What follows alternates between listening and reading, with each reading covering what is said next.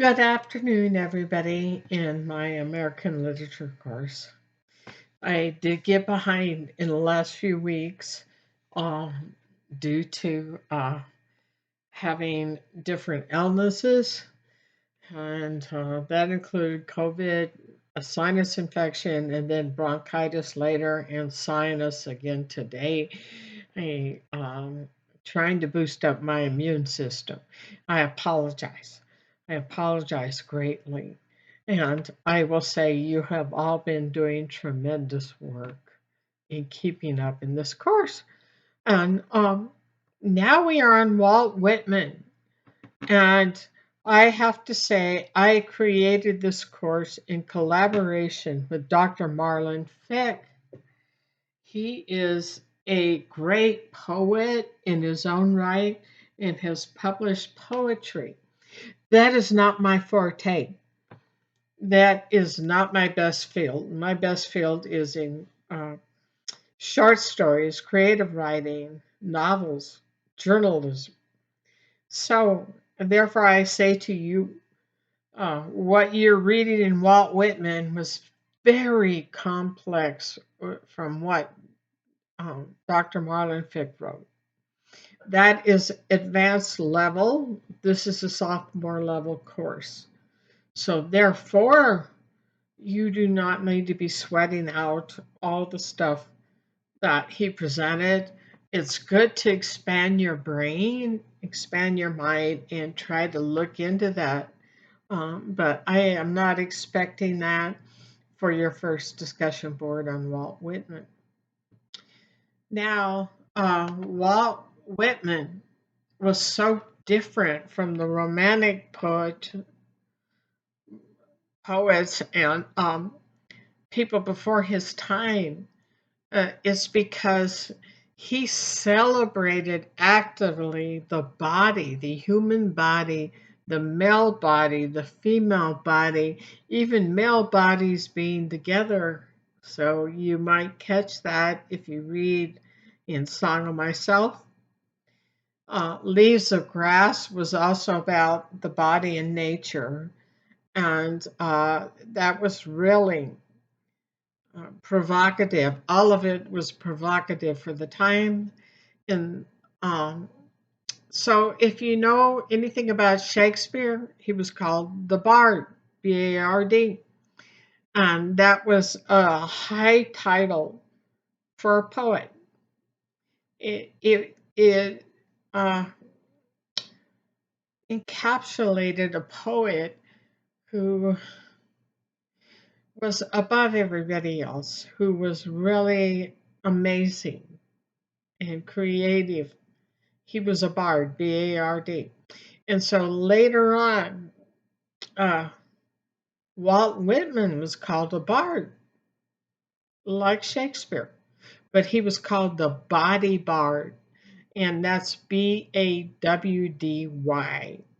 But it also reflects to the body, Body, because body in the 1500s was obscene. It was obscene to talk about your body in any way. And Walt Whitman talked about the body. And Song of Myself is a song of his body. And more, he also promoted women and saying their bodies and their souls were as good as men's. And that was really considered outrageous at the time, just outrageous. So he got a lot of poor reviews when he wrote his work. And Leaves of Grass, uh, even the cover of his book, where he shows himself as a common man in plain clothes and not all dressed up with a bow tie or anything like that, was really um, receding back to nature. And what do you have to do? What do you have to do for this discussion board? You certainly do not have to do what you have read by Marlon Fick, a master poet. That's the graduate level if you should go on in graduate studies in poetry or in literature or in the English or humanities.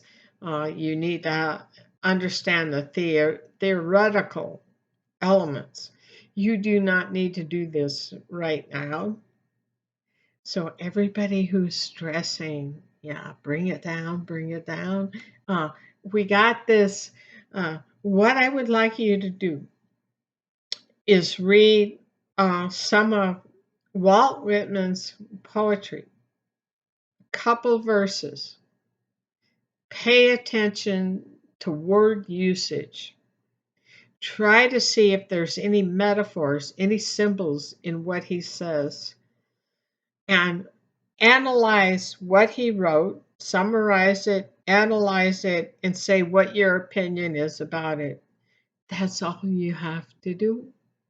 So I hope you save this video so you know what you need to do. You need to analyze poetry. Uh, you need to think about it. You might think of different things than what he wrote. There's no right or wrong single answer in interpretation of poetry or literature. And that is why um, humanities and language arts keeps going, and people are keep producing new papers and making new connections. I'm writing about graphic novels and old literature right now, so you can make those connections. um, they are there for you to be made. There will be no single right or wrong answer. Just be brave. Do not get onto websites that some websites have already taken my courses, my prompts, and my assignments, and they are on there in free essays. Don't use those. I know what they're writing about me, and I know all the answers for those essays. Don't do that. Um, Try not to look at anything and think, what does this mean to you? So you have to think about symbolism. There will be a lot of symbolism in poetry in this class, a lot of metaphors, symbols standing in for the things that they don't tell you that are in the dictionary. Think of a skull, skull. Uh, a, what does it mean? It's a skull.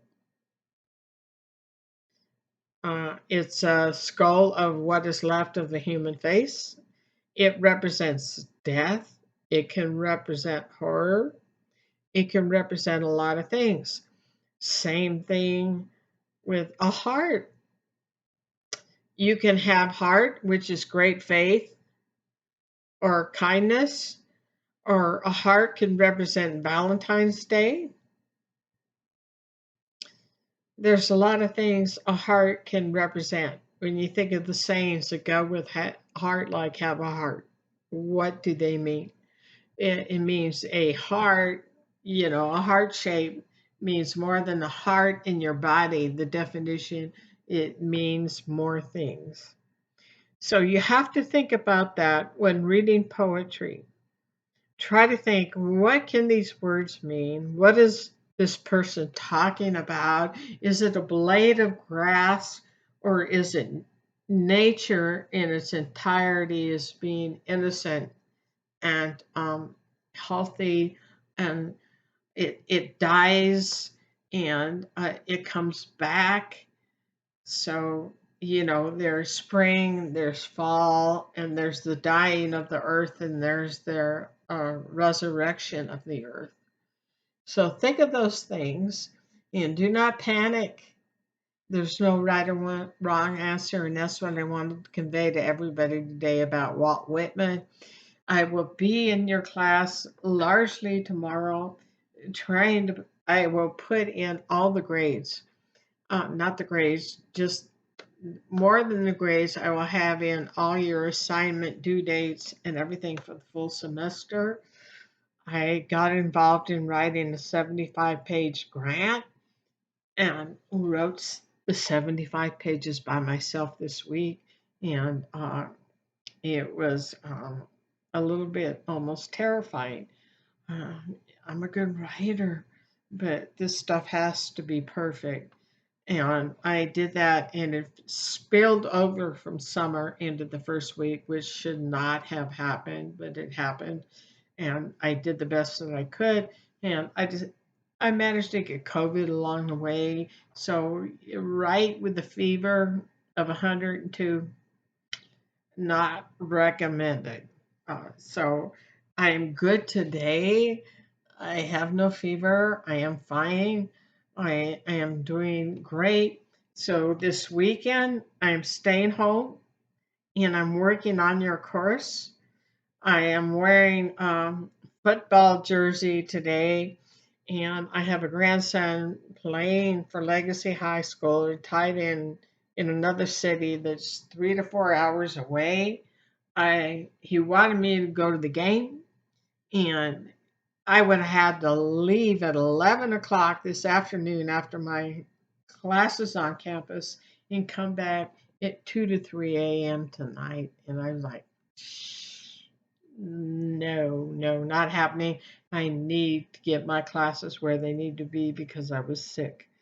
And you please stay in the course. I am so happy that you have all stayed the course and been patient, and be patient with me, but this weekend is yours, and I will get everything done, and I will start having more videos, and I would like to have live conferences with everybody also, so I need to know the times you can meet.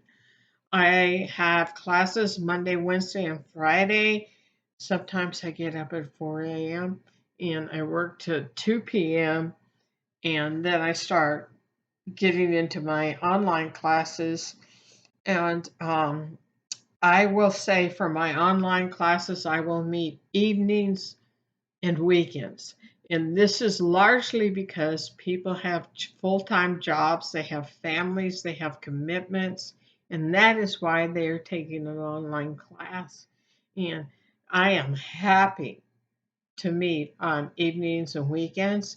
And I have a face shield and other things because I do not plan to get sick again. Uh, I have a low immune system. I seem to get every cold and everything that comes along from everybody in my family. And I'm determined to get my health better and exercise. I may need a health coach for that, physical trainer, anybody. So uh, I just want to say thank you. I appreciate you for hanging in the course, and I apologize for having got behind. But we got this weekend, and you will know the rest of the course. I also um, offer study guides for the midterm and the final exam, which no other teacher does. But I feel like there's so much reading and writing that you need to have things to focus on because it is not my job to just assign grades. Memorization by rote, not my philosophy. It's what you glean in critical thinking and things that you get out of this course that are important. So, therefore, you will have study guides for midterm and the final exam. So, you don't go in there having to study the whole course and wondering what is happening. Won't happen to you. Same with papers. I will uh, accept um, drafts, which you don't need to do at this level, but I will do that at this level and give you feedback so you can get the best grade that you can. So I've already gone over 14 minutes, and I don't know how long YouTube is going to take to spool this up, but hey, I'm going to end it right now, and I will see you at the next video.